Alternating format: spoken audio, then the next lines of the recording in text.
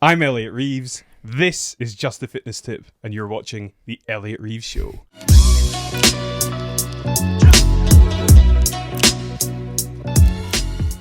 Gents, how good is it to have you here?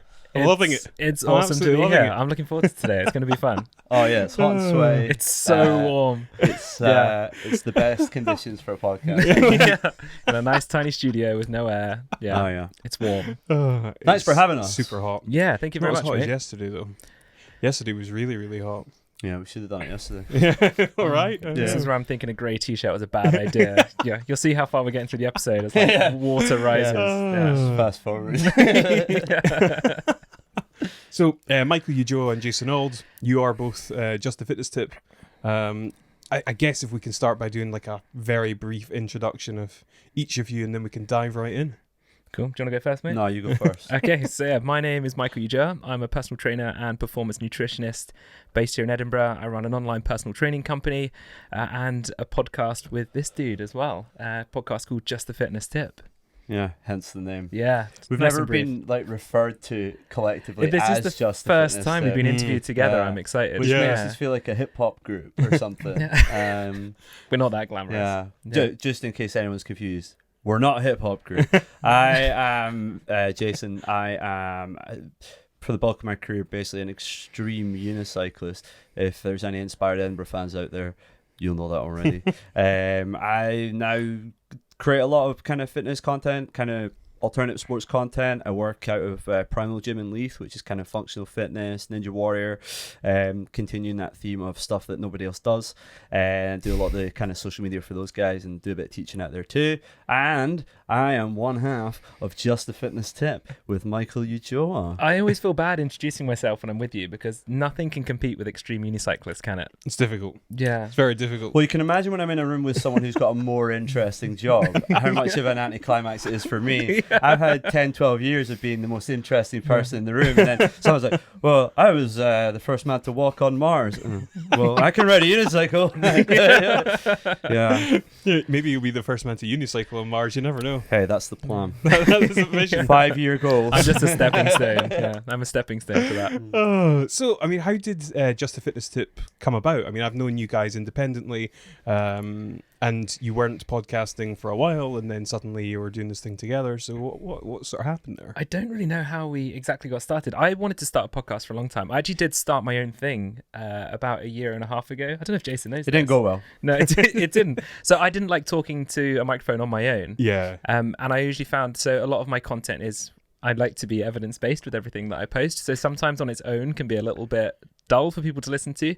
And Jason's a bit of a character, if you know him. He's, I don't know what's the best way to describe you, actually, Jason. I'm playing a character. Yeah. This is not what I'm like in real life. So it means I can kind of bring the evidence-based stuff to the table, and then Jason can balance it off with a little bit of laughter. And I think we click quite well. We're happy to take the mickey out of each other, and Yeah, I it think just- like Mitch and I are quite different, but in the Venn diagram of our personalities, there's definitely an overlap. like a tiny Yeah, overlap. so I think like we also kind of, I think probably, I say we appeal to the same people. I think we probably appeal to very similar demographics, and I tend to appeal to an even smaller niche within that demo. But yeah, I think what you said is quite right. I think we're similar enough that putting us together is not like totally like chalk and cheese, but different enough that it's basically like an old-fashioned buddy cop movie. Yeah. Where it's like, you know, I'm trying to think of a good one, like Rush Hour. I'm like, Which one are you? Jackie Chan, obviously, Okay. and you're Chris Tucker. I think it'd be the other way around. You're the Joker, so Yeah, but I can do flips. What resides in the middle of the Venn diagram then? Oh, we'll let the listeners decide. yeah. that. I don't know. I think we both, as you said, we appeal to the same audience. We like to take fitness seriously, but we like to put a nice, jokey, relaxed slant on it. The way that we both train is. Do we train similar? Yeah, I think we do. So most of the people that follow us aren't experienced athletes, high performance athletes. They're more kind of your general everyday exercisers. So I think we can both appeal to that same audience, and we can put across information that is helpful, but in a way that people will actually sit and listen to it Mm-hmm. rather than us spouting about research papers, which people tend to switch off about. Yeah, I think like we were talking about it before we went on air about why it's called Just a Fitness Tip. And Oh dear. I think Are you going to explain this?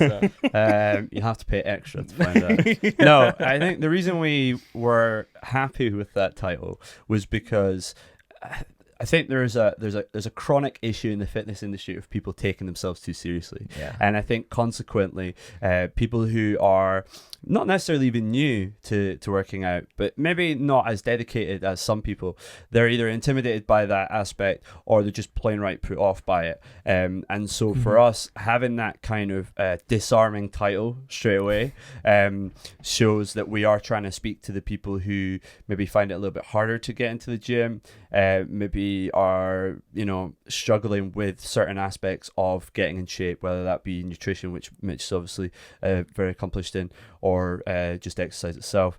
But yeah, I think overall, I mean, the fact that I've been an extreme unicyclist for 12 years tells you I don't take myself too seriously.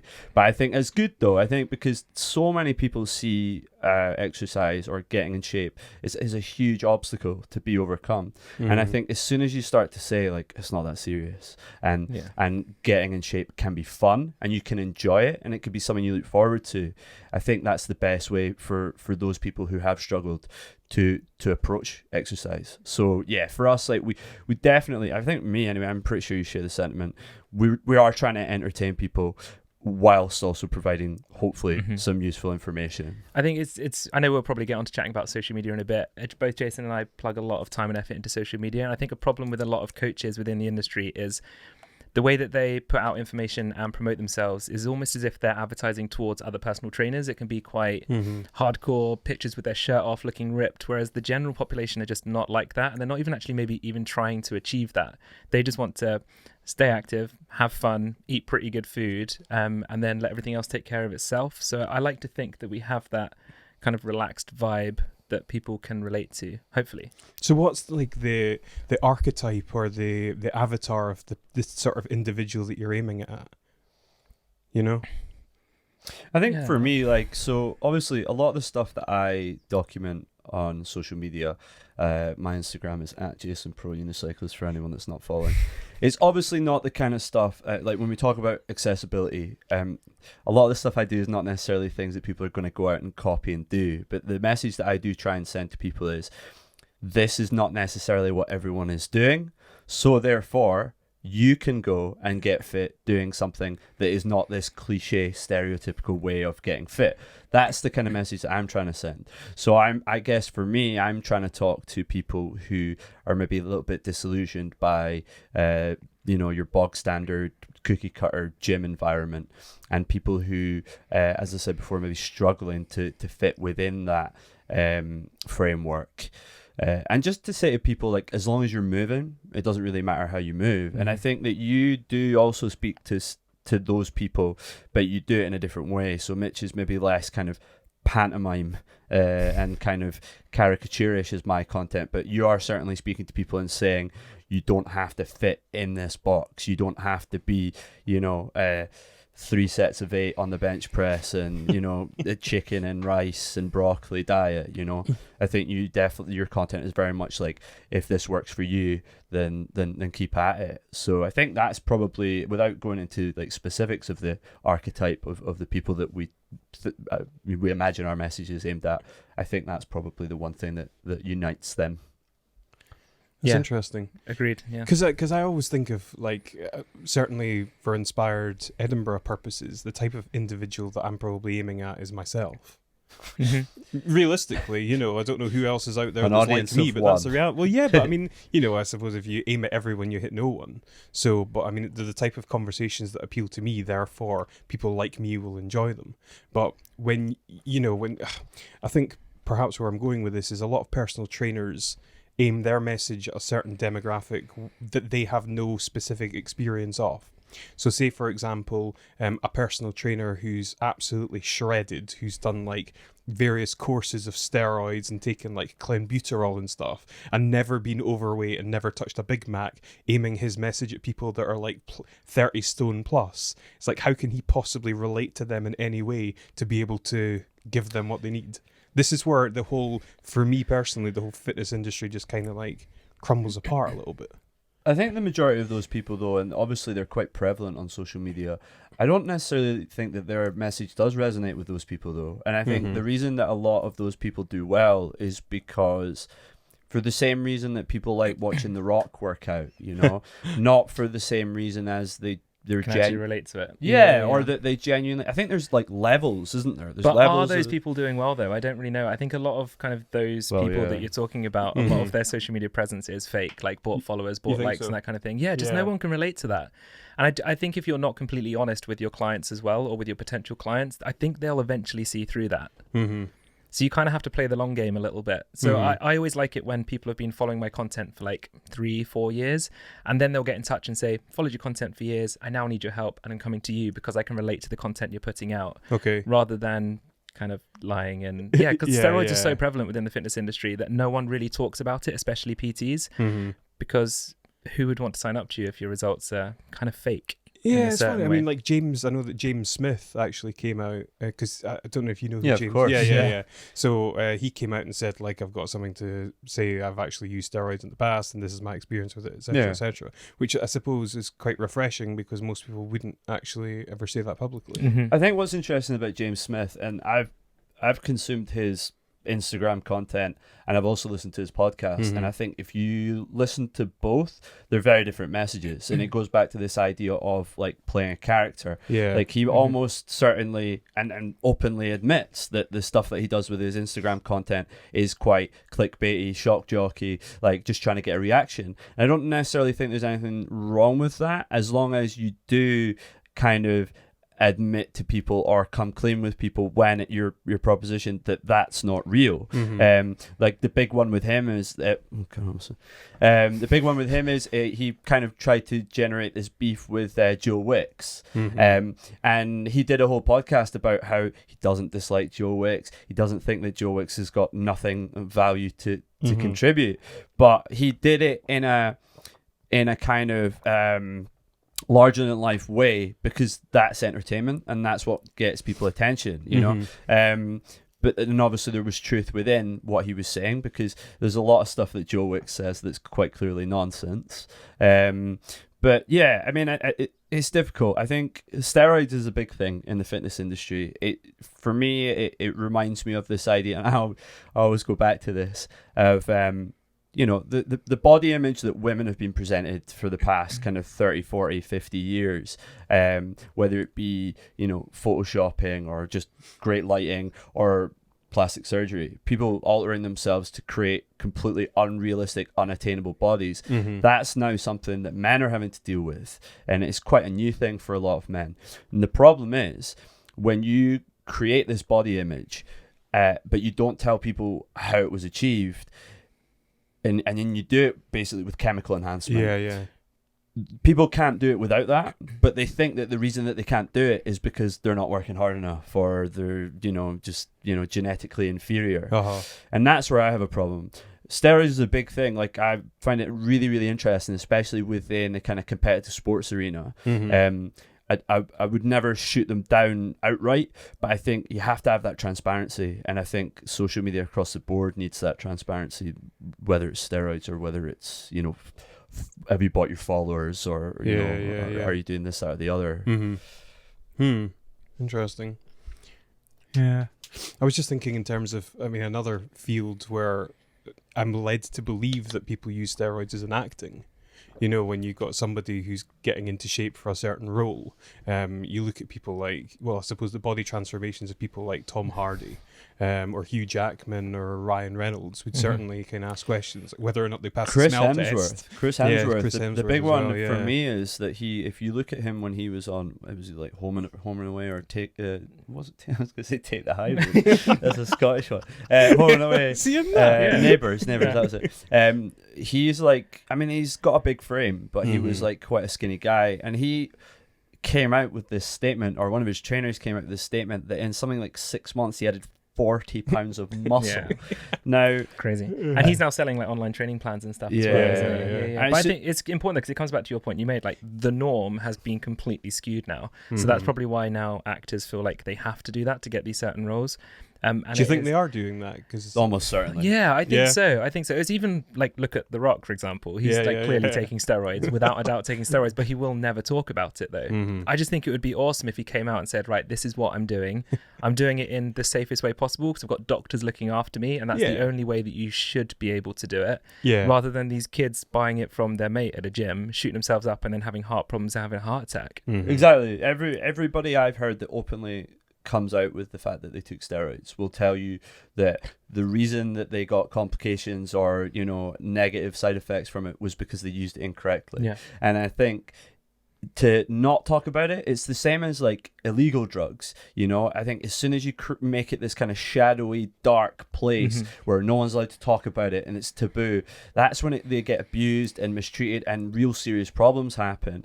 When you start talking about things and when you start to shed a light on it, and I think when you say, yeah, exactly, when you go, I take them, this is how I take them, you shouldn't take them unless you can do the X, Y, or Z, then I don't think it's like this age-old thing of like, oh, if you give kids free condoms, they'll all start having sex. It's like such a stupid suggestion.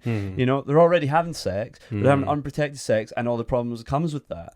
So kids are out there, and you know, adults as well, are taking steroids, and they're doing lots of other things that are really, really unsafe. So what they need is they need people in these positions to come out and say, being completely transparent with how they're doing these things. But also going into a little bit of detail about, you know, the process involved. The best one that you brought up there, Hugh Jackman. I mean, he openly came out and spoke about how the kind of extreme dehydration he went through for a scene that lasted something like an hour. He dehydrated for like 36 hours. So he drank no water at all in order to look as vascular as he did for one scene in a film. And I think that's really important for him to come out and say that, because we speak about it all the time, especially in terms of like bodybuilders or kind of fitness models who'll do a shoot. The way that they look is the way that they look and exist in the world for about 30 minutes. And they spend, you know, 6 to 8 months to get into that position.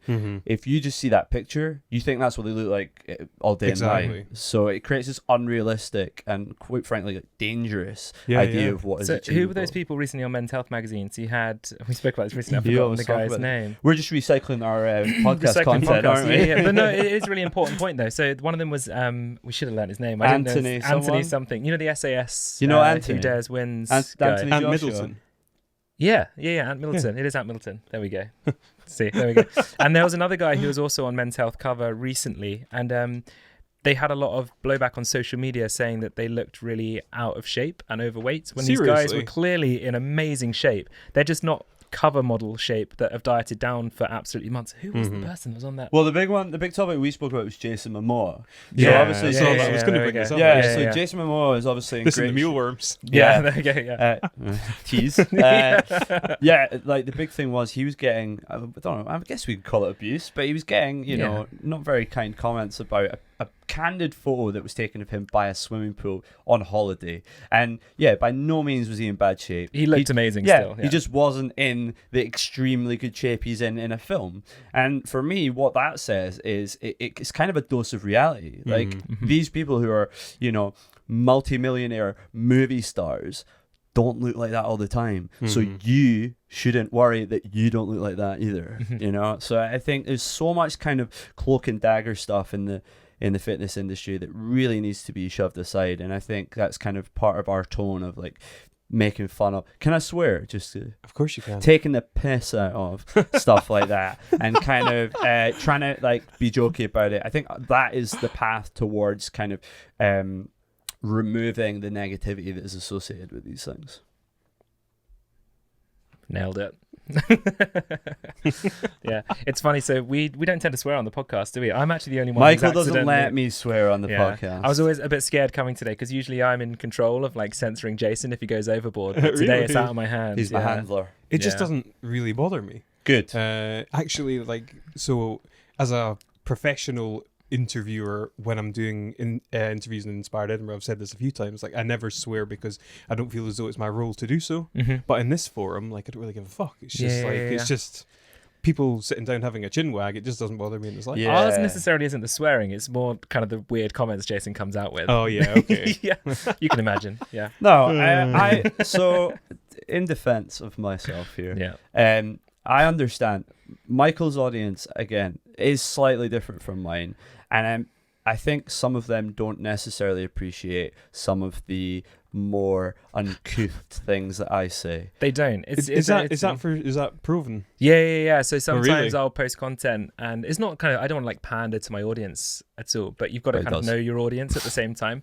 And when I post content that is quite direct, like the stuff we were talking about before this podcast, about kind of being quite direct about someone's health and telling them where their issues are, most of my audience do not connect well with that at all. But that's your flavor. Is that not your thing? It's not though. No, it's most PTs' flavor.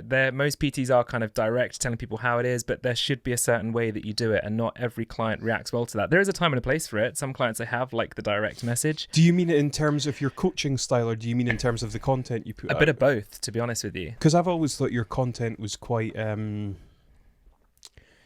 the want of a better word, like slightly abrasive. Like it could be perceived as being like, should he be saying that? Whenever Mitch wants to say Is that shit, acceptable? he just puts the poo emoji. Yeah, no, it's true. Yeah, but sometimes a statement without a swear word can be equally or more offensive than absolutely. one with. Yeah. Yeah, like if you're using racist language, which Mitch does all the time. I think it also depends who it's direct. That was a joke, who by it is. the way. Yeah, I don't do I know that. we live in this world where you have to... Yeah. Well, the English guy comes up here and he's being racist. Just particularly around things that that people in general are hypersensitive about. Yeah, Politics. Yeah. You don't really talk about politics, do you? I mean, race to some degree. Look, I'm not condemning that. I think that people should be aggrieved at that. But also the whole like body positivity type stuff. Like I can relate to being like a bigger person or whatever. When somebody says something about fat people, and I don't think that they have necessarily experience of that, I'm like, well, should you really be saying that? Because you don't really know. You don't really understand. It would be like me commenting on what it's like to be a black female. Yeah. Well, we spoke about this before, and we were talking about this idea of shaming, body shaming, fat shaming, whatever. Does it have a place? And I think that the stance that we both take, and I'll let you go into more detail about what you think, but I think it's probably similar. Is it productive? And is it producing a positive result? Is by saying to someone, you're useless, you're not working hard enough, you're in terrible shape, your diet's awful. Is that then going to create a positive effect where they then go and correct that behavior? Yeah. And I think we can almost say conclusively that it doesn't in the majority of cases. Yeah. So, well, the thing, just quickly to give context, the thing that catalyzed this discussion was a tweet that I saw that Elliot Reeves had posted the other day. And he wrote, "I'm all for shaming. If one is not ashamed of such deplorable stations as fatness, laziness, victimhood, addiction to sensuality, or being a slut, there is no hope for change. Shame is a shovel that uproots and exposes wrong being so it can be eliminated. To shame is to love." see, I don't agree because No. I think shame can be the shovel that buries you. Okay. In many cases, and shame creates these kind of neuroses within people that can have like deeply damaging effects. Mhm. Now, do you lie to someone and tell them that they exist in a world where they do not? You're fantastic. You're doing really well for yourself. Absolutely not. I don't condone that, and I'm not about blowing up people's egos for no reason. Yeah. But at the same time, there's a way to talk to people. Yes. There's a way to communicate with people. If your desired result is to motivate someone to create effective, like positive change in their life, Mhm. I don't think using the word shame in any way, shape, or form does that. No, I completely agree. And bringing it back to the health at every size movement, we chatted about this briefly before, that you have people in the two camps. You have What did you call it? health at every size. Have you not heard the term? Right, okay. No, I haven't Yeah. heard So it's that. kind of along the same lines of the body positivity, and we'll go with body positivity. We'll stick with that for now. Health and at then- every size sounds more preposterous than body positivity. Because Because at a size, 36, if you're a woman, there's nothing healthy. But that's about the point that they are making, though, isn't it? the point they're making. but that's a different thing. Yeah, it is. Being positive or accepting yourself for being bigger, fine. But actually claiming that it's equally as healthy to be a size 8 as a size 22 is actually, scientifically incorrect. Yeah, it depends on the size you are. There's so many different kind of caveats to this conversation here. But I think the main point is saying that you can't tell someone's health by looking at them. And generally I would agree, but maybe you'll get to a certain level and then there is just you're unhealthy, potentially. Mm-hmm. And I think that someone needs to be in a really good headspace to make change. And I think that's where the body positivity and possibly the health at every size movement does a really good job. Because if you're making these people that are usually being criticized for the way they look, Mm-hmm. they're being told they're overweight, they're unhealthy, getting it from every angle. Anytime someone posts a picture on social media when they're overweight, they risk morons commenting. And I don't know why people do that. I don't know if they think that by criticizing someone's weight, they're motivating them to change. But if anything, it's just going to make someone feel worse, and then they're actually going to be less likely to lose weight. Research continually shows that if you criticize someone for their weight, they're more likely to put weight on rather than lose it. So although body positivity is great, it does have its downsides. For that, it may demotivate someone to exercise. And the health at every size movement is the bit I don't like about it, is when they start saying that there's no downside to your health by being overweight, because research continually shows that there is. That's bullshit. That's the one thing I can't get on board with. But if it helps someone to feel good about themselves, to feel comfortable in their own skin, to then make healthy changes, I'm on board. Well, this is funny, man, because I was thinking about this. So in our Instagram group chat, I said that I was training yesterday, but I would be fine for today, and you were like, take some protein. And then I jokingly posted a picture, which I knew would trigger you, Cheers, of what's He's it called easily again? triggered. Herbalife. Yeah.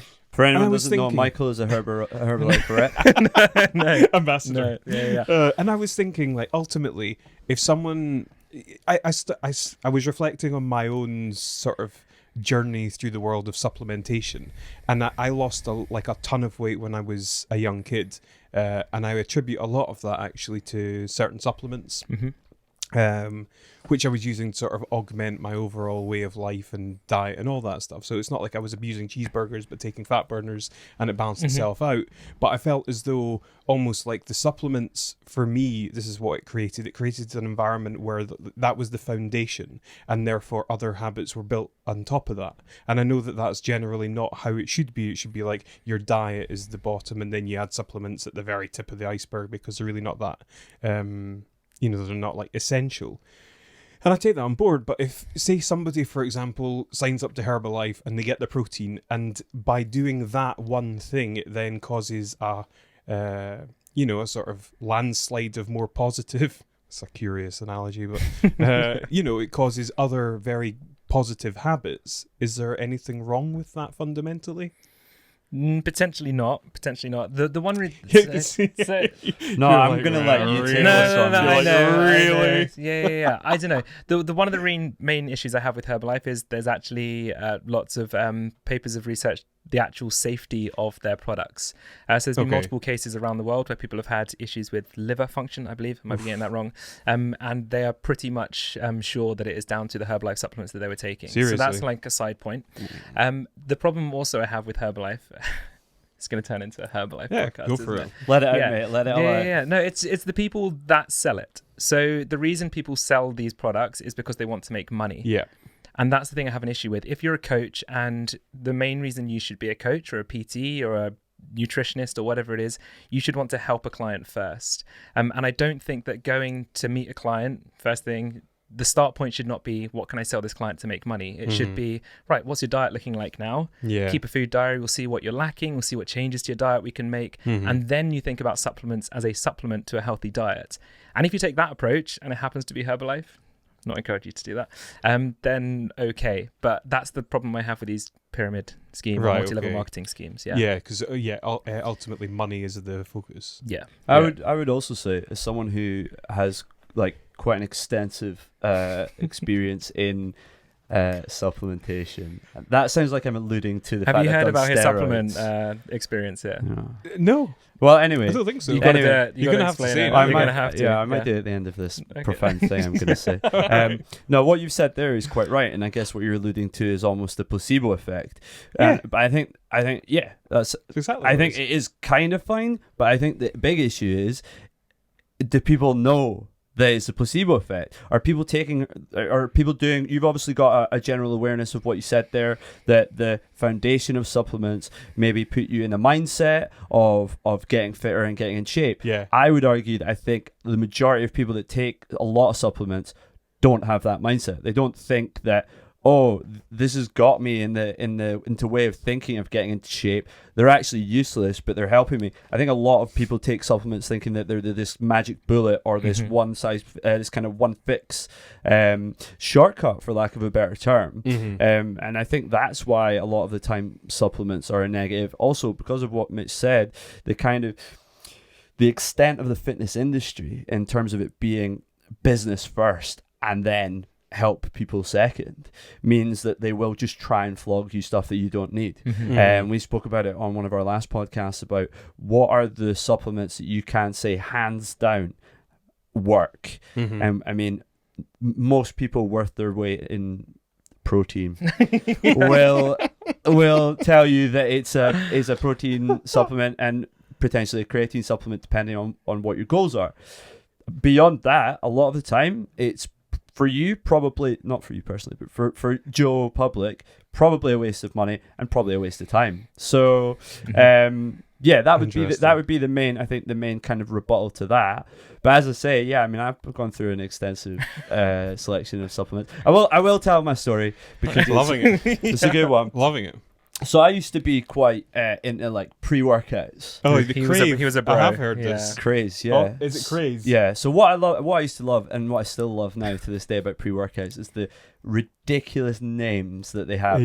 One of my favorites, there was one called The Curse, right? And there's a picture of like a skeleton emerging from like darkness. And you're like, wow, like, this is gonna be good. Or like I've had like Gaspari Super Pump and I've used that. Eno Explode and obviously Jacked. Jack 3D. Jack 3D. So but Which is now illegal. yes, and so my favorite of all was Craze. Okay, so Craze was amazing. It was by Driven Sports. I will never say a bad thing about Craze because it was brilliant, and I was so productive. Sometimes I'd take it and not even go to the gym, right? So, but it was very Moorish, and I found out it got banned. And the reason it got banned, for a lot of people, if you guys are not familiar with pre-workout supplements or supplements in general, they're not meticulously tested and controlled. It's quite easy to push a supplement out there without a lot of kind of rigorous non-FDA approved. Yeah. You're right. Yeah, they can put stuff on it that's like a lot of the stuff I would take, it would say if you want to pass a drug test, don't take this, right? So yeah, Craze got banned, which I now see as a turning point in my life. And it turned out it got banned because it was around about the time where legal highs were a big thing, and what was basically happening was this kind of like designer genetically modified drugs. A big thing in the UK was Meow Meow, which was basically just a genetically modified version of like speed or MDMA or something. And they got around it because it wasn't actually the exact kind of molecular structure of that chemical, but it had similar effects. It turned out that Craze was essentially methamphetamine, which explained why it was so Moorish. But I got great results, man. And I really did. I was so ripped, and I could lift so heavy. I could lift way heavier than I could lift now. I was really jacked, but I was on meth. Yeah, I don't know the actual. I've never taken meth, so I don't know what the. Neither have I. I suppose I have. You have now. I can't compare it to real meth, but you know, I'll watch a documentary about people who are on meth, and the big thing you see is like their houses are spotless. And they're like really serious. Yeah. They'll like really take meth and they'll yeah. like clean their house, and you're just very, very motivated. You have a huge amount of like false energy, and you're just very like tunnel vision, clear, focused. Obviously, also we've done a couple of podcasts about modafinil and armodafinil and like cognitive enhancers and stuff. So you see these kind of effects as well. But the main issue with meth being that you're constantly chasing this dragon to the point where you die. Luckily I got out swole, jacked, ripped to shreds. But yeah, no, I mean, I think that just one of the big things a lot of people don't realize, I think people think that supplements are treated the same way as like food or other kind of pharmaceuticals that you might get, and it's not the case at all. I would say they are better in the UK than the States, though. absolutely, yeah, absolutely. Yeah, the regulations in the States are just non-existent. Yeah. But some of the stuff you can say, like we take the piss a lot out of one specific brand called Boom Bod, right? And you use very kind of airy fairy language about the results of what it produces, and they get away with murder. It's usually advertised by like the Only Way is Essex crowd and any other kind of Z-list celebrities. And whenever you go, I take this stuff, and a week later I lost £10. Right. Well, it's clearly not the full story, you know. So I think that's why I understand what you were saying there about creating this foundation of supplements, but we would always say, and I think most people would agree, that supplements are exactly that. They should supplement your diet and supplement your workout regime as opposed to being the thing. And that comes from a guy who used to take meth. Yeah, it's usually the sign of a good coach when they do that. If they go in food first and sort your diet out without supplements, then you know that they're probably legit. But if someone's coming to help you and their first port of call is, oh, here's all my discount codes and my affiliate links to all these supplement companies, you should. And if they're wearing a Herbalife t-shirt. Yeah. I think it's like taking supplements is sexy, isn't it? Like it makes it sound a bit more exciting than go away and eat a balanced diet, stay in a calorie deficit, increase your protein intake, eat more fruits and vegetables. That's hard work. Whereas if you tell someone, take this supplement and you'll lose 10 pounds. Yeah. I know, but I do think you can achieve better results with certain supplements than you can by just diet alone. But most people are taking the supplements and not doing the diet. Well, exactly. And that's the I problem. mean. Yeah, precisely. If what you're saying there, okay, if you're on point with your diet, on point with your workout, and then you're taking the supplements, maybe. It depends, but maybe. But I would say, like, there's no point in taking a fat burner if you're then, eating a terrible diet. Exactly. Like, I honestly believe it. And I think probably speaking from my own experience, I think a lot of the time you do take supplements in a weird way to make up for the things that you're not doing anywhere else. And so I do think there's a culture of that. So, yeah, I mean, is that right in some circumstances? Absolutely. But I don't think 99% of people are doing it that way. So also, if you look at the longevity of results as well, I bet you if you look at someone 2-3 years down the line who started off with supplements and made that their foundation, I bet you they've probably reverted back to the habits that they had before that got them to that place to begin with. Whereas if you get someone to sort their diet out first and get all the basics right and then start throwing in supplements, there's much more longevity in your success. Yeah. I mean, like, when you look at young guys nowadays, like the ones that are in really, really good nick, like, do you think most of them have done that naturally with good diet? No, I think lifting heavy weights? No, steroids it's a way bigger issue than people think it is. Yeah, there's probably not a gym across the country now where there's not someone taking some form of steroids in it. I strongly believe that. Even these kind of small little health clubs where the guys are 15, 16 years old. I had a message from a family friend's kid the other day. I won't name him. And I won't. And he messaged me saying, oh, what do you think about this supplement? I'm looking to put on muscle. I can't even remember what it was, but it was mental. It's from this dodgy website. He was going to buy this supplement because his mates had told him it's going to help him put on muscle quickly. Right. And I think that is the norm now. Okay. Yeah, I think there's more and more kids. I hate to say it, like someone, and again, I won't name names either, but someone that my mum works with. You're just gonna say your mum. No, my mum is. Where do you think I got that meth from? No, my mum's. Lower the tone here a little bit. My mum's friend, her son actually died, and they attributed it to his use of steroids. Now, I think that's slightly controversial, but I think what it does suggest and what it does kind of lead to is this idea that a lot of people are taking things that they don't know what it is, they don't know where they're getting it from, and they don't know how to use it properly. And I definitely think that there's way more of a culture now of that, and I think it goes back to this idea of what we were saying before about this unrealistic body image that's been put in front of guys now. You only have to look. This is quite a funny thing, like if you look at James Bond, Sean Connery in the 60s, right? He's on the beach. He's this like skinny guy and he's like very hairy. He's got great chest. Yeah, right.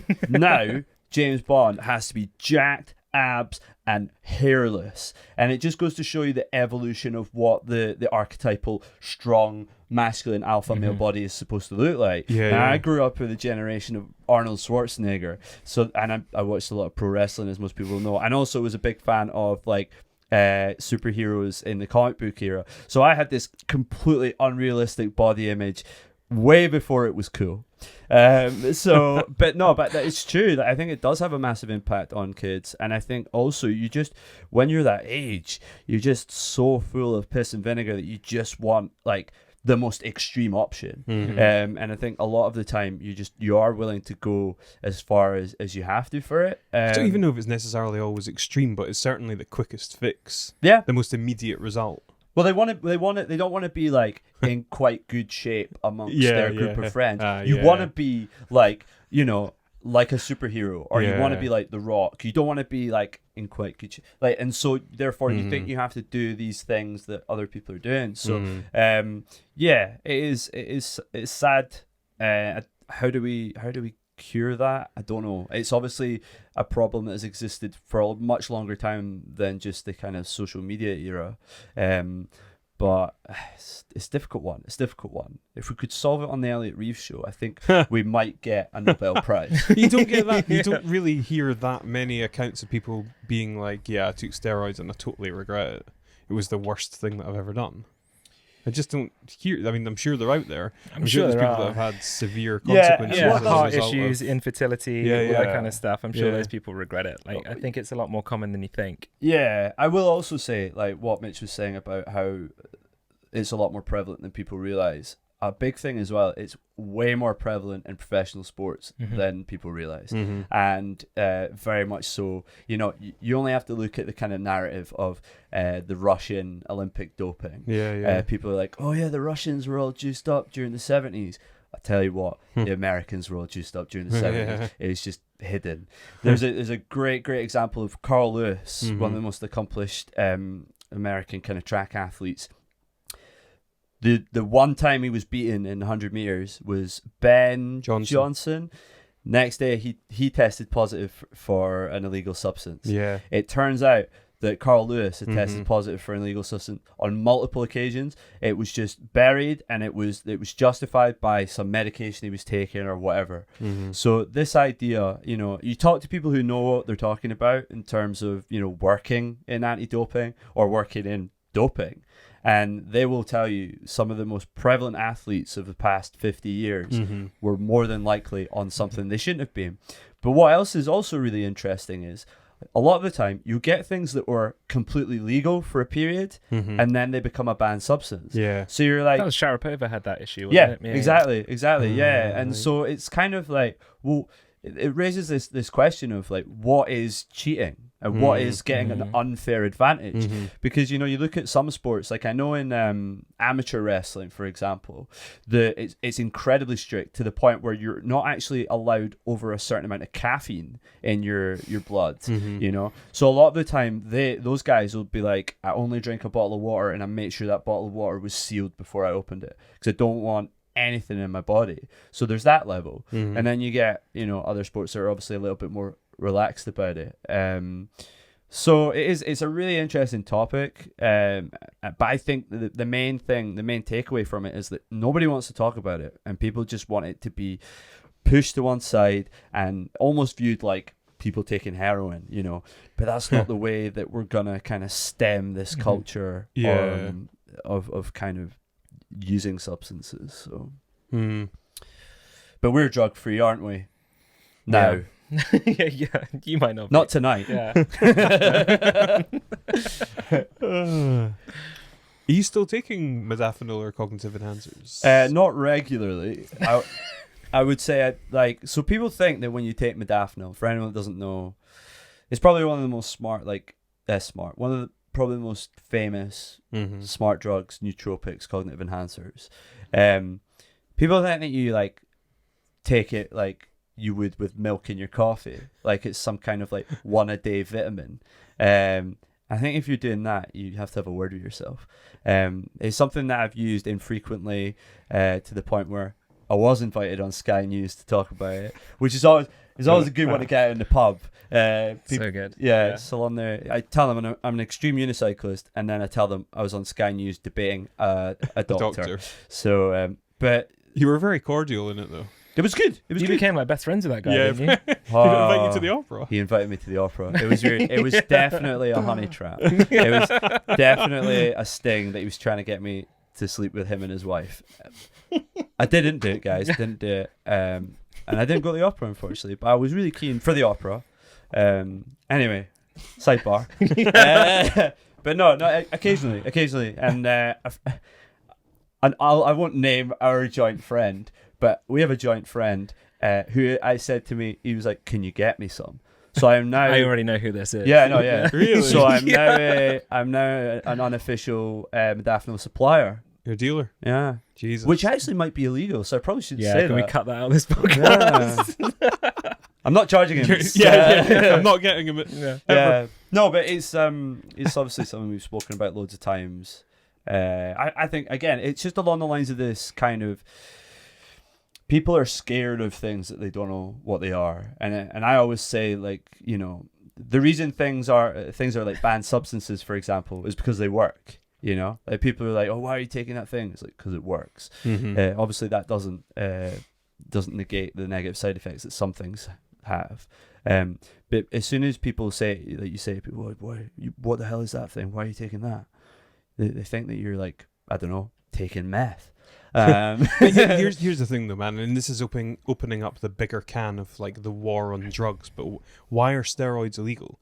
Why, you know, like Yeah. you get like Joe Rogan who's taking like human growth hormone and testosterone replacement because his doctor's showing him that it's okay and like that's tolerable, but you can't just go and buy it from like a chemist. Well, is it tolerable can- though? Because I think there's a huge stigma there, but there's a huge amount of research that suggests that there's a lot of age-related illness Mhm. and diseases associated in men with a drop in testosterone. So if you can make up for that drop, and obviously we're talking about bringing your testosterone level up to the natural Yeah. level that Yeah. you were at when you were 25 or not something. like TRT Vitor Belfort Yeah, exactly. levels. And that's the problem. Like, people think if you take testosterone that you're going to be like Arnold Schwarzenegger. Yeah. And obviously some people do take it too far, and that's where the danger is. Mhm. But I always say, you know, you can die from drinking too much water. Mhm. Let's not ban water. Mhm. It's all about having a sensible conversation about what this thing is. What's the safest way to use it?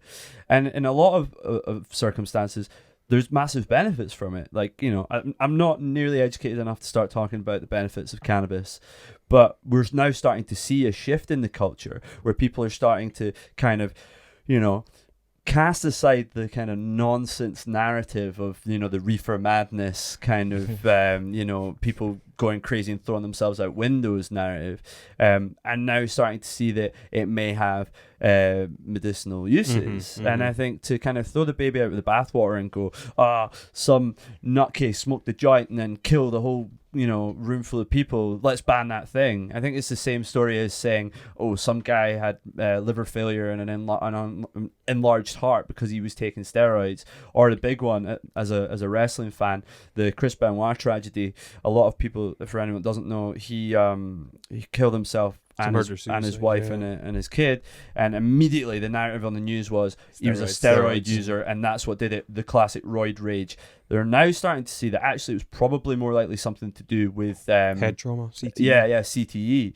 So that in itself was a massive tragedy. But again, that's going some way towards dispelling this myth that steroids are inherently bad.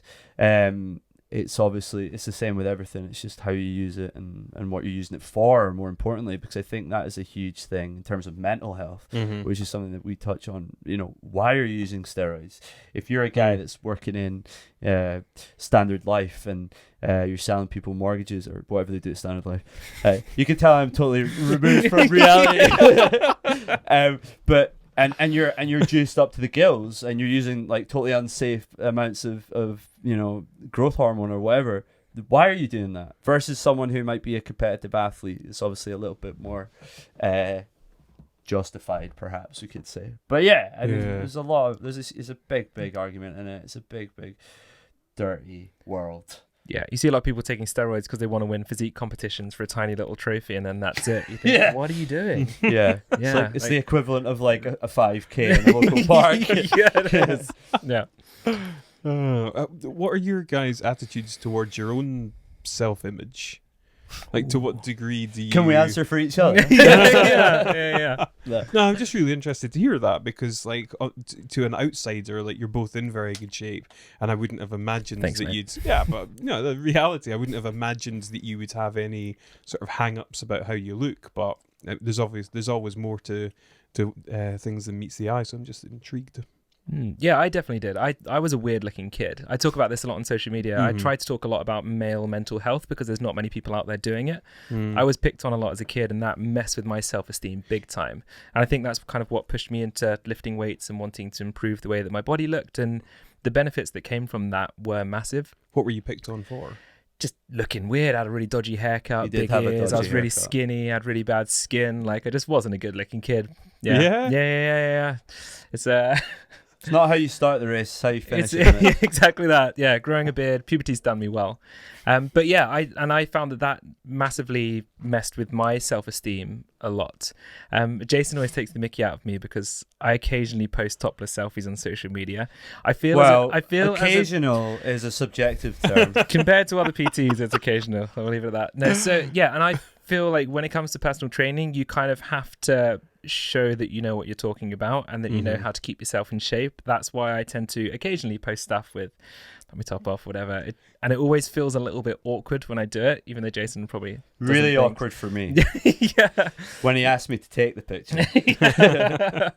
and I think the benefits that have come from lifting weights and improving the way that my body looks in terms of muscle size has had such a layover into other aspects of my life.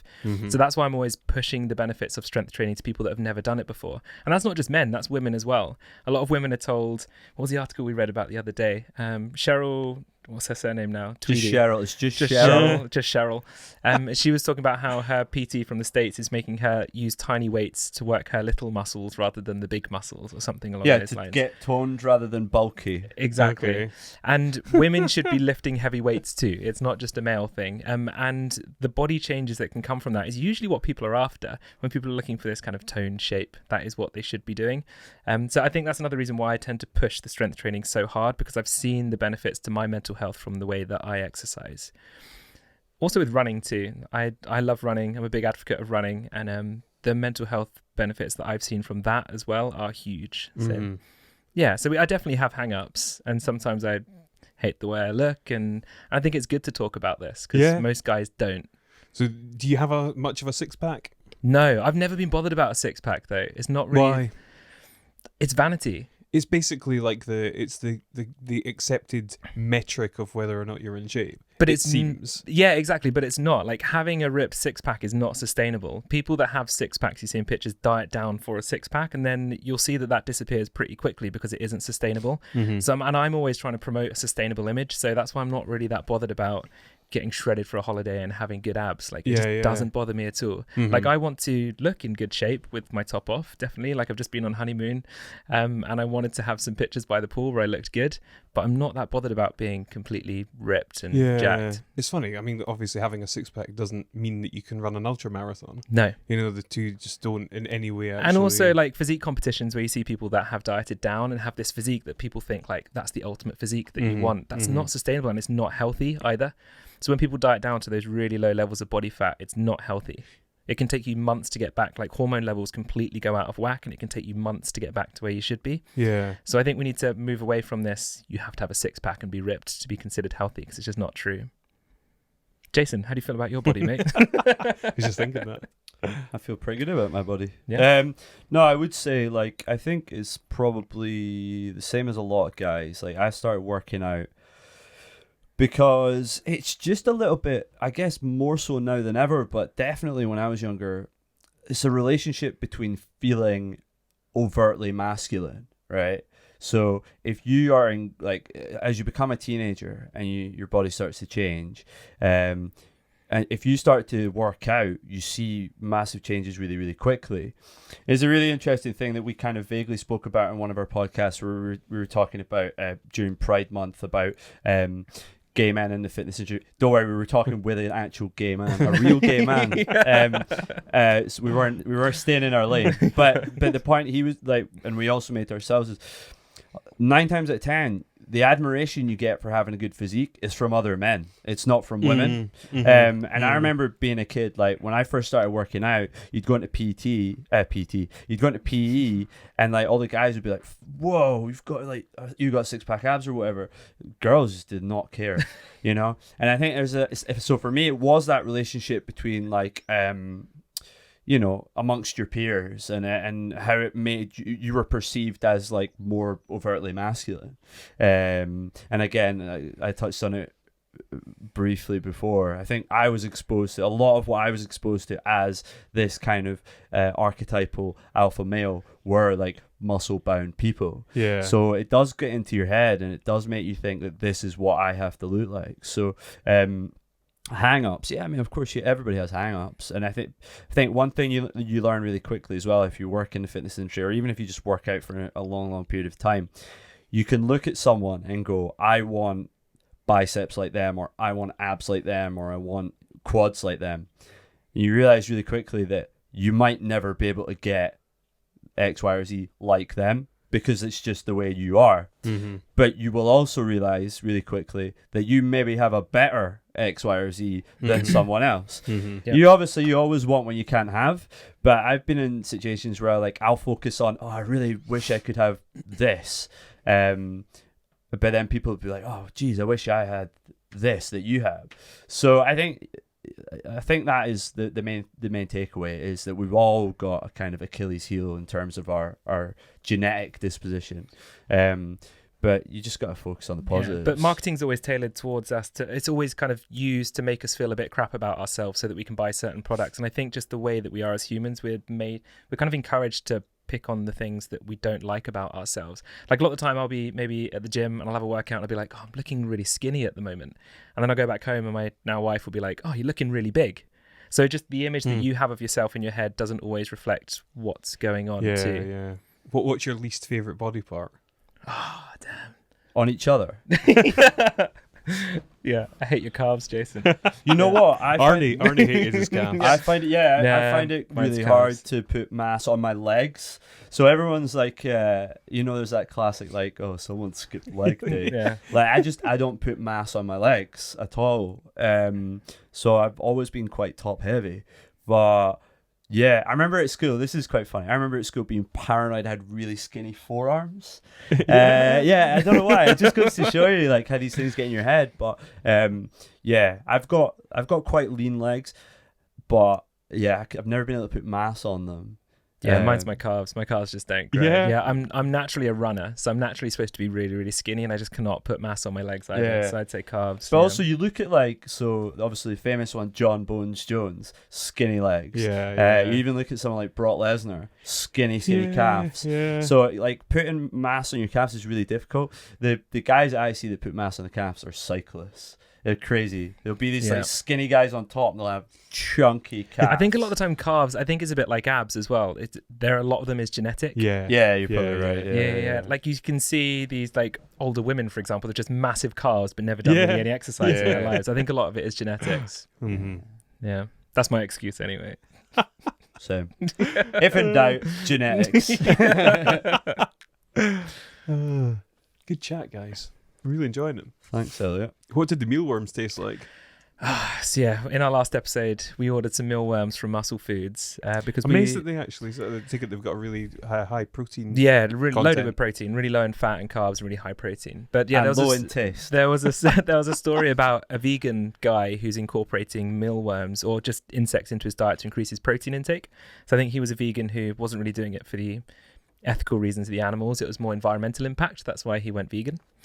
And they have a much lower carbon footprint, insects as a protein source, compared to kind of farming animals and feeding them and butchering them, or however you want to describe killing an animal. So yeah, we thought we'd order some off Muscle Foods, and they weren't good. Nah. The taste isn't bad. The taste actually isn't too bad. And the thing is, it's still in its mealworm form. So if you look at the packet of them, it looks like, you said it, didn't you? It looks looks like they rank. could just start moving at any minute. Yeah, you know that Yeah. kind of, you know when you see something at the corner of your eye and you're like, did that move? Yeah, it was. It was like Yeah. that. It was like if you weren't looking at it, you thought it might move. But for anyone, I would urge you all to go and have a look. It's on our social It's media. episode 20. Yes. Yeah, episode 20 in the podcast, yeah. Or is it 21? No, we just did 21, and I that thought we was... did 22. What do I know? Anyway, Nah. so there's loads for you guys to watch. No, but is it the group? I think the moment that just typifies the whole thing is when Mitch goes, "You know what? The taste, it's not that bad." So it's weird. It's not. It is predominantly psychological. Yeah, it is psychological. But I would say it's not like, oh, it tastes great, but I'm really put off by it. It tastes fine, yeah. and I'm really put off by it. It's just like I Like, said, it's like yeah. having popcorn shell in your teeth. Yeah, they get But when stuck in you your think teeth a about bit. it's mealworm. Hmm. Also, I looked up what that turns into, and it's like a beetle, and that put me off I'm even glad more. I didn't know that before. Yeah. Seriously. Yeah, that's what a mealworm turns into. Does it? Yeah. I was like, would I rather eat this beetle? Hell no. Wow. Okay. Because like I eat meat because I enjoy eating meat, the taste of meat. Like I think food should be about enjoyment too. Even when you're trying to lose weight, you should still be able to eat delicious, nice, healthy meals. Food should be an occasion for you to be able to meet up with friends and eat with family. And it shouldn't just be looked at as macros, calories, like protein, carbs, and fat. And I couldn't imagine sitting down with mealworms on my plate and thinking, oh, looking forward to this. This is going to be good. Yeah, it is an interesting topic though, in terms of the ethical consumption of animal protein, because I'm a big believer in that you can eat meat and it's not unethical, because I think ultimately we're part of an ecosystem that life consumes life. And a lot of people think the great argument that Joe Rogan puts forward is he goes out and he shoots elk, and people are like, oh, if you hadn't killed that elk, it would have lived this wonderful life, you know. It's like, no, actually, the alternative is it'd probably be ripped to shreds by a predator, or it would die of some horrible disease or exposure, or, you know, I've seen horrible pictures of a bear that ripped a fetus from the womb of another bear. Like, nature is horrible. I think that's a right? bit different though than farming cows. And But keeping no, them in so the small argument, pens, so the argument of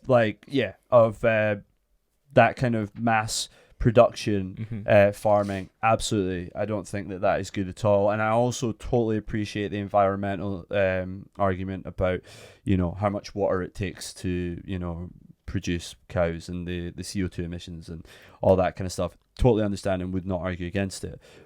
But what I do also find interesting is, do we now start having an argument about the kind of moral implications of eating insects versus eating a chicken or a pig? Like, why is it more morally ethical for some vegans to eat insects, but it isn't to eat other animals? And we start to create this hierarchy of, you know, my chicken's favorite film is The Matrix, but that mealworm doesn't understand where it is. It's like, you know, we're having this argument about sentience and consciousness that we've got a real right in doing, I don't think.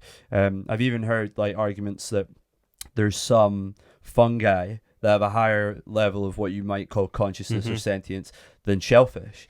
There's a lot of studies that suggest that like any kind of movement that you see in like mollusks is actually more like reaction than it is consciousness. Okay. So it could be more ethical to consume mollusks than it would be to consume some fungi. So it's a really interesting topic. I think people are a little bit like, you know, how many people do you know that would bat away a fly or like squash a spider, but they'll start crying about eating a burger? Loads. I can name them all right now. Also, have you seen how much water's needed to grow an avocado? Yeah, It's like low. It's like 90 litres. I might have had this completely wrong, but it's really high. No, just double down on it. Yeah. 90 litres. 90 litres of water to grow one avocado. Yeah. So the environmental impact of that is huge. And then there was a big thing about Damn quinoa, hipsters. wasn't there, about how ethical it was for the farmers? Like, apparently, like, they get paid absolutely nothing. It used to be like the quinoa farmers, it was like a staple of their diet. It was like something that gave them like way higher protein in terms of, you know, other grains. And now, because all these posh Shoreditch wankers want It's a dreadful they protein don't source have as any. well. Yeah. You know what's good? What? Beef. Yeah. It's a lot of fun having two people on. I've wanted to do a threesome for a long time. Yeah. So have I. His wife's not too keen. Yeah. That's That's why I'm here with Mitch.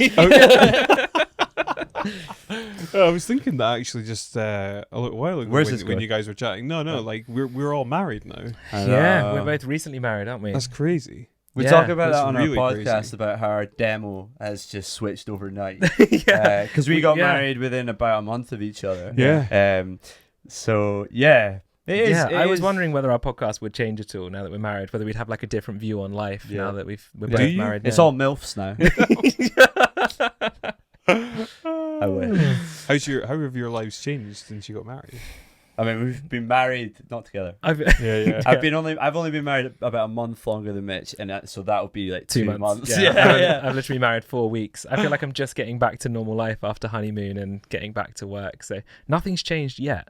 Is it supposed to? You've got experience, so you can tell us. I don't think really anything changes How personally. long have you been but married? 3 years. Yeah. I think Yeah. it's the same with me about turning 30. Mitch, you don't know this yet, but Next year. listen up. I think like a lot of people think about these milestones in their life as negative. So like a big thing I got when I turned 30 was all my friends turned 30 before me. They were all like, how do you feel?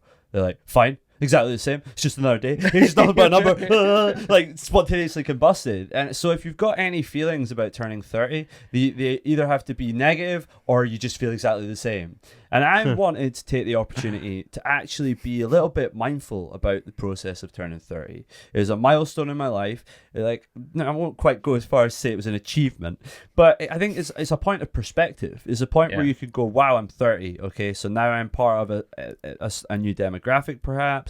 Like, how do I feel about the last 10 years? Where do I want to go in the next 10 years? I think it's a really good chance to just appreciate where you are and everything that comes with being 30. And I think the same is to be said about being married. Like, as much like so many people are like, oh yeah, exactly the same. It's exactly the same.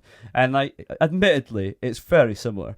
But I would say like it was an opportunity for me to be like, wow, okay, so we've made a commitment beyond just going like, oh, I guess we'll just keep hanging out then.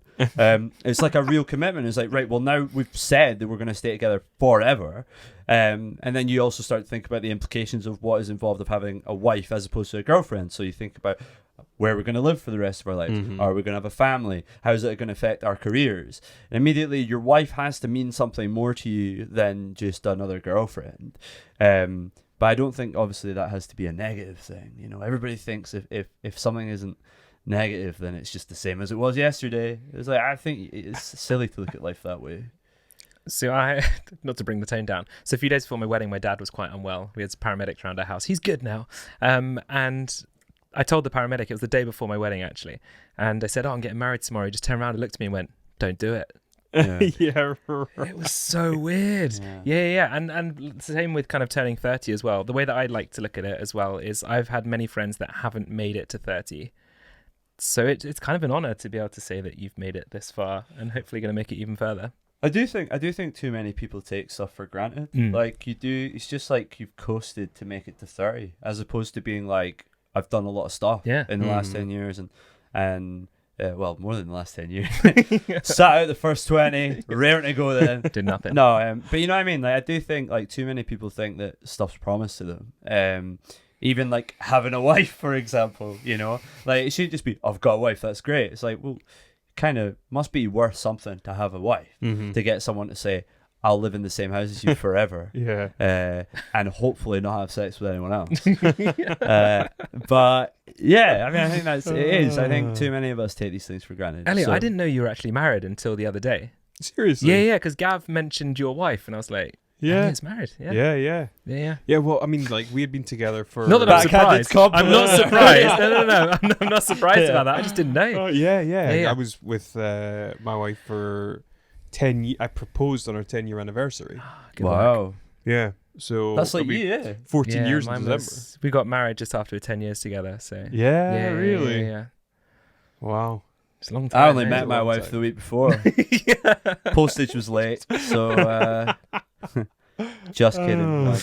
I think the whole aging thing, like I feel as though I probably I'm sort of hesitant about saying this because I'm not sure whether it's entirely true, but I feel as though I slightly like didn't make the most of my youth, or you just take youth for granted, and it's only when you actually start to get a bit older you're like, fuck, that was really awesome, like that was such a huge opportunity, because I recently realized that you kind of in life on a graph in terms of, I feel as though from birth up until probably about 28, maybe call it 30, it's all like you're building up to something, and it's like you're aging, and but it's often like a progressive, like you come into your peak as a human probably around, you've spoken about this about George St. Pierre, he was at like his absolute peak in sort of 32, 4, whatever it was, but then thereafter is basically just kind of you're declining. Well, you're kind of careering towards death. I spoke about it in a more optimistic But you're way. never going to be in a better condition than you are in the absolute present. Whereas when you're 12, you know that when you're 20, on your 25th birthday, you're probably going to be like a better version. Yeah, but I always of yourself. So the point you were referencing there was like in the lead up to 30, obviously being in like a very physical profession. People always said to me, like when I was 18, 19, 20, what are you going to do when you can't do it anymore? Mm-hmm. And I'm like, shut up, granddad. I'll think about that later. Right. And then Now later. Yeah, so you come up Yeah. you come up to 30 and you all of a sudden think, oh, it's my expiration day. I'm never going to be able to bench press more. I'm never going to be able to get a lower body fat percentage. I'm never going to be this. I'm never going to be that. Everything, if I can hang on to it, like if I can plateau and stay here for a while, I'll be happy. And then I heard George St. Pierre, the former UFC champion, say that actually when he turned 30, rather than it being like, oh, okay, Downhill from here. yeah, it was like he said, actually, this felt like it was the kind of apex or the kind of cross section of the experience, but then also the physicality as well. So I thought that was really interesting. And actually, the way that I look at my life now and the way that I speak to the kids, I'll say like, I think when you're younger, you think that your 20s are going to be the best time. But now I look at my 20s as almost like my apprenticeship, where like I learned things, I got skills, I learned a lot of I made a lot of mistakes and learned not to do those things again. And now I'm applying that to what I want to do. Almost like now I'm going to be a professional Jason Alt. But you know what I mean? Like that stage, like your 20s. And I think that's why it's really important for people to think of their 20s as an opportunity to try as many things as they can do and to make as many mistakes as they can. Because I remember when I was a kid, like coming out of school, you think you have to have it all sussed out by 21, 22. And that's when you execute. That's when life starts. When really I would say like you can, I mean, obviously don't spiral into a life of depression and drug use, but you can experiment and like, you can experiment and you can try new things. And a big thing as well that I've noticed with a lot of my friends, they'll have done a job for all of their 20s, and then at the end of their 20s, start of their 30s, decide that they want to retrain and do something completely different. And I think once upon a time, you came out of school, you either went to uni and got a job and did that job forever, or you didn't go to uni, got a job and did that job forever. And now we're very, very lucky, I think, to be part of a generation that says you can almost start again, even at this late in life. So actually, I'm looking quite optimistically on my 30s. I'm seeing it as almost like the culmination of everything that's happened to me to this point. So yeah, I'm trying to be more optimistic than Elliot here. I mean, I don't know whether like I suppose you become more aware of the aging process as you get older. That's entirely natural. Certainly, certainly. And yeah. I think it's funny. Like, so I went on a USMC sponsored tour recently, and it was with influencers.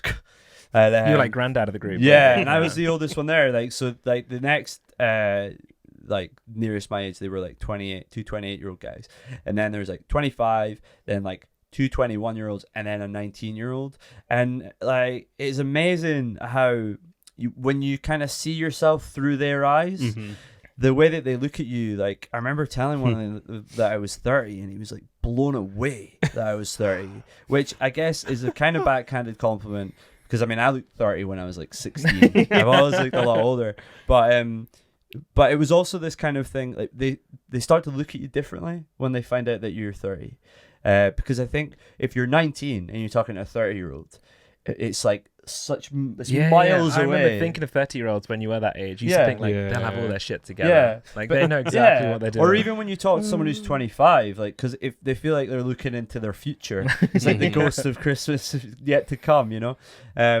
But yeah, it is interesting. But I think that's shifted so massively even since we were kids, like what it is to be a 30-year-old 30 years ago versus what it is to be a 30-year-old now. And the same with 40, 50, 60. Even within the fitness industry or even within just the kind of health and fitness environment, people are going for a lot longer. People are not just kind of accepting, oh, you know, I'm old now, therefore I'm not going to be able to do this anymore. You know, a lot of older people that I speak to are like, kind of, what's the secret, jokingly? And they're like, don't stop. Because I think it's true. I think if you keep a practice and you keep moving and you stay in shape, it's much, much easier than, you know, oh, I'm 40, I can't do this anymore. And then at 45, realizing, oh no, I want to start this back up again. It's super hard to get back into it. So it's maintaining that kind of practice and that discipline. No, you are right. We are really lucky to be in this time. The fact that we're like sat here doing a podcast as our work life in the middle of the day. Like we record our podcast. Like I can work from my laptop anywhere that I want. I didn't think when I was 14, 15, 16 at school that would really be a possibility at all. So I think we are really, really lucky. I saw somebody posted something the other day on Facebook, and it was like her kids wanted to know what it was like to grow up in the 80s, so she took their phones off them and turned off the internet. And that's the start of the 90s as well. Do you remember dial-up? That was a time. Yeah, I know. Get off the phone. Or just drop out as well. You just be like, Yeah. To what extent do you feel like you have your shit together? I definitely don't have my shit together. No. I think I wouldn't say I'm winging it, but maybe I am winging it a little bit. Yeah, I mean, I have an existential crisis on a weekly basis. Yeah, I do too. Seriously? Yeah. Really? Yeah, I mean, I think, like, it is funny. Like, we've spoken about this before as well, and I guess we've kind of touched on it. When you, again, seeing yourself through the eyes of other people, when people tell you about your career and how amazing your career is and how well you've done, you're like, wow, that's amazing. I think from your side, you always look at what you never did or what the potential that was kind of wasted. Or even when you're looking to the future, you're like, all right, so doubling down on something. Do I want to commit to this thing and do this for this number of years? Even like a big thing for me is thinking about like where I want to live for the rest of my life because my wife's family are in London. So, or do we want to move abroad? Like, you know, and the implications of like having a family if you're living in X, Y, or Z, and then your career path as well. Like you have to juggle these two things. So I think, although I think that is a good thing, because as you say, like we're lucky to have these opportunities. I think the fact that you're mulling up all these questions means that you've got opportunities in front of you, as opposed to saying, I'm stuck here in this place doing this thing and I have no choice about it. So I guess if I was being positive, but no, I think it's because there's no set career path as well with what we're doing. Like if you're going to be a lawyer or an accountant or whatever, you kind of know what the steps are. Whereas when you're running your own business, self-employed, you're just kind of making it up a little bit. You don't really know what's going to happen. And I think also when you're running your own business as well, there's always going to be that element of this could fail at any point. I guess you're never completely safe, but I actually quite like that. And it drives me on to work a little bit harder, knowing that if I fail, it's my fault. I quite like that. Yeah. Rather than some boss thinking we need to cut money and you're out. Yeah. Interesting. I'm surprised that you would say that you're considering not living in Scotland, actually. Why does that surprise you? I don't know, it's just that you're quite because no one would understand you if you went about Scotland. They would just you do. But I think I can be passionate about Scotland remotely from afar. Yeah. Like my wife's parents are of Indian culture. They were born in Africa, but they've lived they're in their 60s now, 40 plus years of their life in London, completely immersed and attached in their Indian culture and African culture for that matter. So, and I've spoken about this before, I think I might have even spoken about it here, like you become much more of a bleeding heart patriot when you're not in Scotland, you know? And so I think my attachment to Scotland, and I mean, you can speak to this as well, Mitch, being not from here. I think you can still have an attachment and still it be still part of your identity, even if you're not geographically located in that place. Yeah, I love Scotland. Yeah, I've been here 5-6 years now, and I always feel there's like a greater sense of culture in Scotland compared to England. Whereas if you're proud to be English, it tends to be associated with someone who's maybe a bit racist. Like the Scottish flag, for example, is everywhere in Scotland, and people embrace that. Whereas usually when you see the English flag down south, it tends to be associated with like EDL and yeah, exactly. Yeah, really. Yeah. So I do think That's there's a greater sense of culture up here. Really interesting. Yeah. It is interesting. That's something that I spoke about because I did this tour of America. Patriotism was a really big thing. Yeah. And a mutual friend of ours, Sean, he did the same program. And patriotism is a big thing that comes up. Like even the kind of most liberal left-wing person will still be very attached to their identity of being American and will still happily stand up for the anthem and put their hand on their heart and sing the words. But then equally have a conversation with you about how ludicrous it is to be patriotic. Whereas I think in the UK in general, patriotism is generally more associated with isolationists and people who think that being from a place, although I guess that's how we look at Americans, isn't it? Like you think that their patriotism is attached to a superiority complex. So I don't get that vibe with Scotland though. It's a complex landscape at the minute, I think, in terms of obviously it being intertwined with the independence thing. Like a lot of people, and also with the Brexit thing too, you know, like can you feel Scottish and British is a big question that I've been asked and many people have been asked for a long, long time. Now people are saying, can you feel European, British and Scottish? Because a lot of kind of, I would say, extreme Scottish independent supporters will tell you that they are out and out Scottish and you can't feel anything else, and so people who feel Scottish and British sometimes feel very isolated by that, and quite aggressively so it's an interesting topic. And then I always think, like, what is it to be Scottish anyway? You know, like I would say I would 100% reserve your right to one day call yourself Scottish. Like I don't think it's got anything to do with the fact that you were born here or that your parents were from here or any of that, because I think that's nonsense. It's a construct, so therefore we can set the rules. I think it's to do with an affinity with a culture. I think it's to do with affinity with a general kind of social philosophy. I think of it as like a community. It's like, do you feel like you're part of our community? Do you want to come and be part of our community? Right, you're Scottish then. As opposed to these big arguments. Like I saw one about people arguing about whether Trump was Scottish or not, and they're like, well, he's got a Scottish mom and a Scottish granny and all this, so therefore he's Scottish. Like personally, don't agree with that. Like I think he's American and we don't want him. We don't want him. Yeah. But you know, yeah. So I think it is an interesting question about patriotism and whether it's a good thing or whether it's a bad thing, and what it is to be. It's this identity politics right now that is around, and yeah, what it is to be that. How do you define that? So we've covered loads, haven't we? Yeah. It's been really interesting. It has been. I've enjoyed it. Have you enjoyed it, Mitch? I've really enjoyed it. Yeah? Yeah. That's been good fun. Yeah, I suppose one closing thing that we haven't perhaps spoken about as much as you had alluded to earlier is social media, which always seems to be something that is worthwhile speaking about, but then gets buried under the carpet with all other topics. But yeah, social media. Shall we do that? Yeah, let's do social media. Let's go for Cool. it. Yeah. Where do you want to start? I love social media. Let's start with that. Yeah, Okay. It gets a really bad rep, so Yeah. I kind of want to champion it and show the benefits of it. Okay. So I wouldn't be here today without social media. Like I met Jason through it. I met you through social media. Most of my close friends in Edinburgh, actually, I met through social media. So I think it can have a really positive impact. Also, when it comes to health and fitness, a lot of the time you see the negative sides of it, especially being shouted about in the news about celebrities selling dodgy products and people buying followings and I think it can have a really positive impact. And by using social media consistently for about 4 or 5 years, I've managed to meet a load of good friends, grow a fairly successful business, and link up with some people that I would never have been able to meet without it. So yeah, I love it. Yeah, absolutely. I think it's like steroids, isn't it?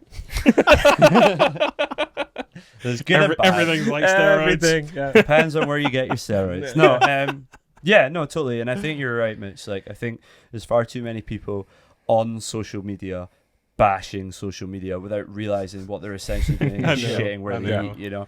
I'm guilty of that, actually. Yeah, I think it's just like, look, yeah, of course, people spend too much time looking at their phone, and they do it in like very antisocial ways, and they create these very compulsive, addictive patterns in their life using social media. But it is not inherently evil or negative. Yeah. And I just like Mitch, so much of my career, especially in the past 5 years, is been completely down to social media. The way I kind of ran my extreme unicycling team, the content I produced, the brands I worked with because of social media, whether it be creating virals or whether it be them seeing me and the work I'd done previously on social media, building an audience, or just having an outlet to be creative. Meeting you guys, like a big thing we talk about a lot is the creative community within Scotland and people who are using social media to create content, whether that be as a means to an end, like Mitch kind of does, where he uses social media to promote his business, or whether it be the end itself, like someone like Sean, who obviously just creates vlogs and builds a following that way. I think it's really interesting. I think Scotland's not really as turned on to it as it could be, and it's a big thing that we've spoken about a lot. But I think we've been pleasantly surprised whenever there has been an opportunity to connect with people, just how enthusiastic and motivated people have been to connect. So yeah, we use it a lot as well, I think, just to reach out to people. As you say, there's people that we would never be able to interact with in real life that you have the opportunity to do. And you kind of also get a chance to show them your stuff rather than just go, hi, I'm Jason, I'm really good at this thing, let me show you. No, I'm not interested, get out of my house, you know. That was a made-up scenario, it's never happened. But you can go, this is what I do, or this is what we do, and we'd love to work with you. So it's immediately there, your work's there. It's like an online portfolio. Yeah, it allows you to kind of create a relationship with people that you would never have been able to connect with before. Like, I'd say 80-90% of my business now comes through Instagram and Facebook. So without that, yeah. I know you shouldn't rely on one platform too much, but that is just where the main bulk of my work comes through, and it's usually people that have followed me for, as I said, for a long period of time. Yeah. So creating that relationship, providing people with content that they can use and that is free for them to use, usually helps to create that relationship. And then when someone needs help, hopefully you're the person they come to. We're also quite overwhelmed by the reach our podcast has. Just the Fitness Tip, available on Spotify, Apple Pods, and others. It's quite... I was joking, but actually, the people who do listen to our podcast are very... devout. Yeah, and engaged with it. Like, they will... Like it does. That's what Jason's working on, I think. You know what? This is a good opportunity. My mum described me as... what was it? A combination between David Beckham and David Koresh, the cult leader. I don't know who that is. I don't know who that is. David Koresh? No, sorry, mate. Who is he? Oh wow, he was the one in Waco, Texas, where they basically had like a suicide cult. Oh, that dude. Okay. There's wow, there's a TV program about that just now, I think. Yeah. You've obviously not watched. I've not. But anyway, I can't remember the original. Yeah, no. So like the people that do listen to our podcast, consistently are very good at kind of engaging with us, sharing stuff with us. We had a great Rod and Jody had filmed them listening to our podcast on a long drive on their GoPro. Yeah, and it's right. So really. good. It's hilarious. It's really awesome. funny. It was kind of a moment of realization for us as well, wasn't it? That people are kind of... people actually listen. Yeah, like you can see the figures of people listening, but when you're actually watching someone listen to your stuff and enjoying it and laughing with it. Yeah. A big thing we get as well is satisfying. like people will message us saying, listening to this in like a public space and trying not to laugh. Someone said it, they're like walking through an airport listening to it. Someone said recently they were on the bus trying not to laugh. And obviously people listening in the gym as well. So it's always great, and we would encourage anyone who's watching this now that's loving our dynamic, our buddy cop, thing going on, to listen more and hear more through social media, which was the original question. Elliot, how do you feel social media has impacted your life? Jeez.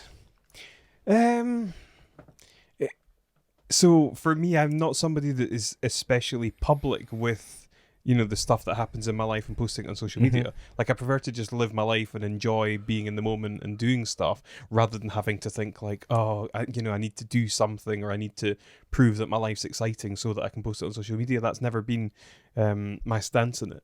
And maybe, I think actually probably to my detriment, because it means that I'm not actually showing my own personality and being authentic and all that stuff in order to then, I don't think you even need to like do stuff. stuff that you wouldn't usually do to make your life interesting. I think it's the Gary Vee approach, isn't it, where he says document, don't create. And even just by doing that, people buy into your I think it depends product then what it is that you're actually documenting potentially, as well. I totally agree. I did a thing I've spoken about. It was 30 days of vlogging. I called it 30 Days of Fury. And a big thing for me was, what I liked about it was this idea of getting through the equivalent of writer's block, like creatively not knowing, you can sit there and be like, I've not got a good idea, and that kind of procrastination that comes with the creative process. That saying to myself, I'm going to create content for 30 days in a row, regardless of what it is. And a big thing that came through is this idea of, do you just document what you're doing, or do you kind of create a scenario that's worth watching? A big thing for me in the content that I make generally is that I understand that no one's interested in my life unless I'm doing something interesting.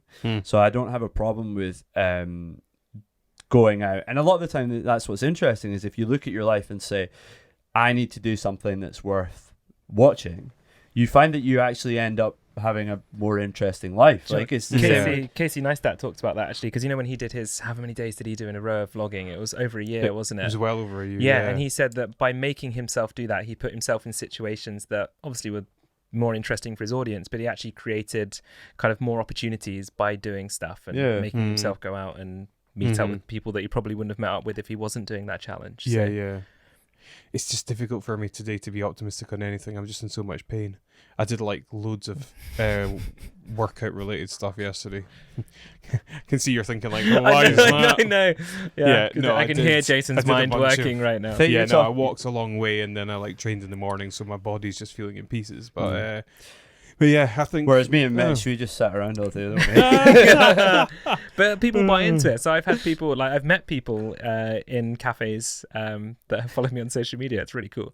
But they'll mention something that you said in your story like weeks ago that you've just kind of completely forgotten about. So I think people do buy into your life, and they trust you more and then want to absorb your content because of it. So get out there, Elliot. Come on. Yeah, I mean, look, I create content. This and Inspired Edinburgh, like between them both, I create quite a lot of content. But I sometimes feel as though I don't create enough of a sort of relatable personality around the content that I put out. Yeah, I don't find you remotely relatable. Thanks, mate.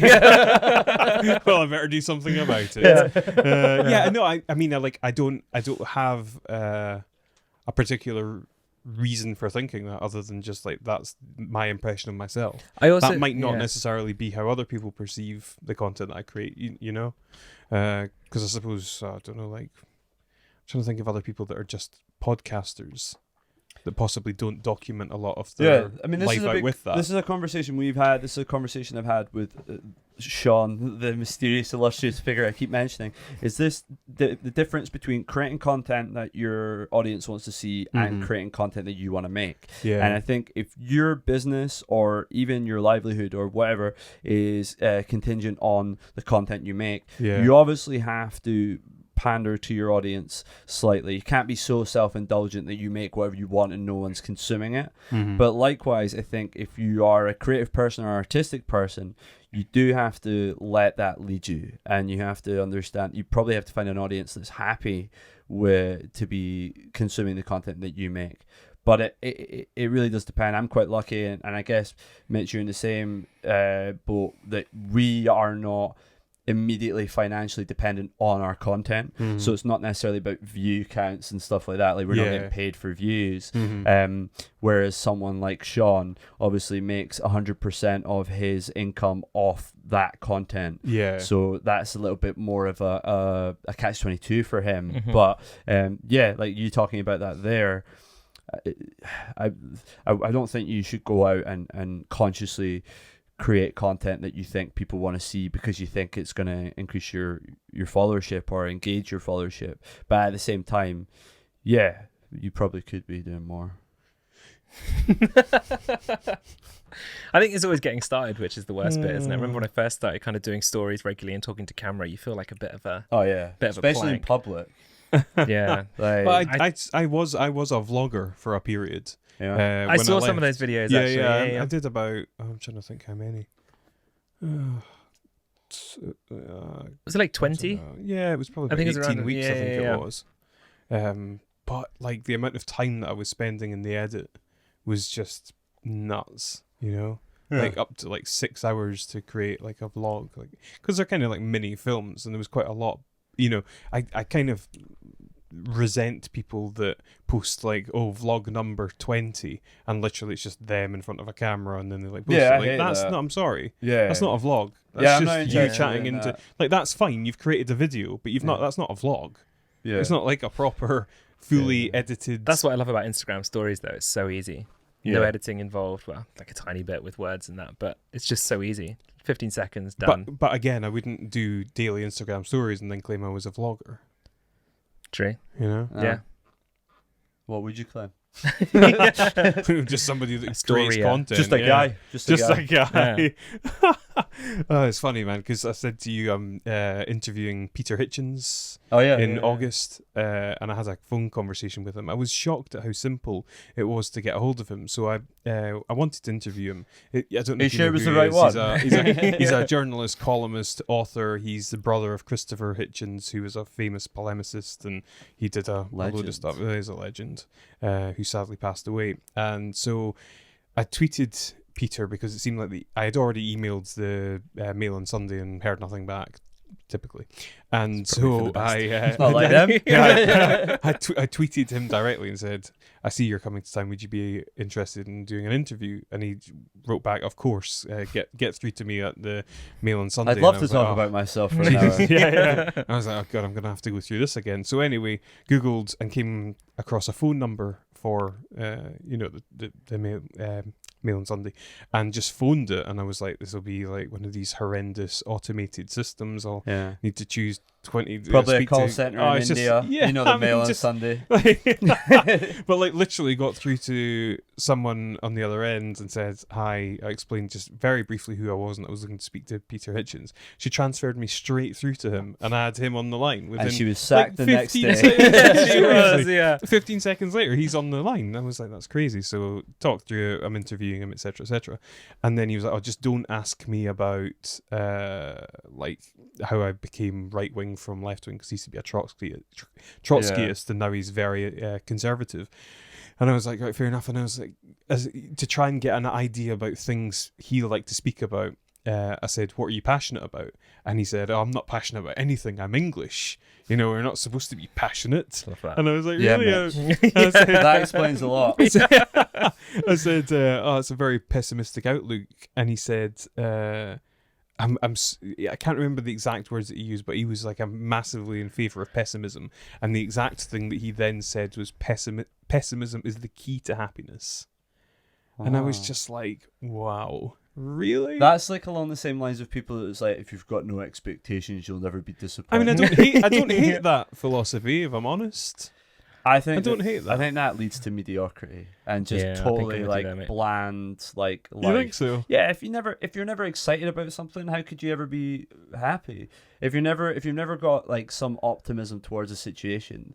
I mean, I understand that like there's certain situations, for example, like let's say you're in an airport and your flight's delayed, and you're like, how long is this flight going to take?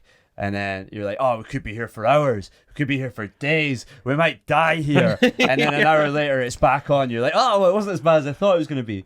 Okay, maybe. But you've put yourself in such an extreme state of stress for that short period. Like, these people that go through the worst case scenarios for me, I'm always like, mate, it could never happen. So why are you getting upset about it? And don't get me wrong, I'm not the most chilled out person in the world. But at the same time, pessimism. Yeah, I was You've got quite the wrong, shocked actually. I was going to say something really controversial. You got the wrong brother. Yeah. Yeah, I was going to say you got the wrong brother. I'm a big Christopher Hitchens fan. I thought. Yeah, like, yeah, you like are. next level. Him and Mike Tyson are my intellectual heroes. Yeah. Yeah. Oh well, step down from Peter Hitchens. Just a fitness step. Available on Spotify and Apple Pods and wherever you get podcasts. Awesome. Well, Do you guys, think? it's, Wait, let's yeah. let's end on a really thought-provoking, big question. Oh dear. I thought there was like a quote coming here. What do you think is the most popular Edinburgh podcast? Not just I mean, it could be us, but yeah. What do you think is the most popular or most consumed? Shall we say? How many Edinburgh are there? podcast?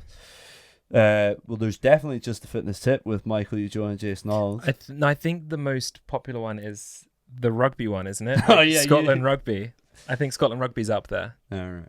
Is that is that just I think it's a just like BBC by the or SRB something? yeah, it's like or run by something. Scotland Rugby. So But that's not Edinburgh then, is it? oh, that's a good point.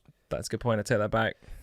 I love Yeah, that. as opposed to from the Edinburgh. most consumed Yeah. podcast in Edinburgh, because that'll obviously be like Joe Rogan Experience or something like that. Mhm. I mean the Edinburgh-based podcasts. I have no idea. Although the So much SRU competition. podcast, the SRU podcast could be Murrayfield or something. yeah. Yes, but it's not an. Depends what your question is. I don't You know my I don't question. You perceive heard. that as being. Well, again, I don't know of that many Edinburgh-based podcasters. No. Yep. So I'm not sure. So what you're trying to say is it's Basically, it's us just and the you. I'd have Fitness thought Tip. There we Inspired go. Edinburgh was up there. Yeah. Yeah, I would certainly say so. But I mean, again, I don't know what the competition Yeah. is. I mean, even in terms of searching for people in Edinburgh that do podcasts, it's just not that many. Well, we do know for a fact, don't we, Mitch, that Just the Fitness Tip is Edinburgh's #1 fitness podcast. We know that There for we go. sure. We know it for sure. It's a fact. Because we said it is. Yep. Number one is also a subjective term. Yeah. So you'll never know. Well, chaps, On that it's been bombshell. no, I've had a great time chatting with people. It's been awesome. No, thanks Really, for having really us, man. Appreciate Yeah. it. Yeah, of course. Always a pleasure to come and talk about ourselves. You're always welcome. Well, For enjoy. my secretary next time. Yeah. Good stuff. Well, yeah, thank you both for coming. Been a Pleasure. blast. Pleasure. Cheers, Yeah, Elliot. if you Thanks, like mate. this, give us a listen. Just a Fitness Tip at Jason Pro Unicyclist on Instagram, at Michael Joe PT. His name's spelled weird. It's ULLOA. Other than that, Cheers, Jason. Thanks for that, mate. it's alright. Cheers.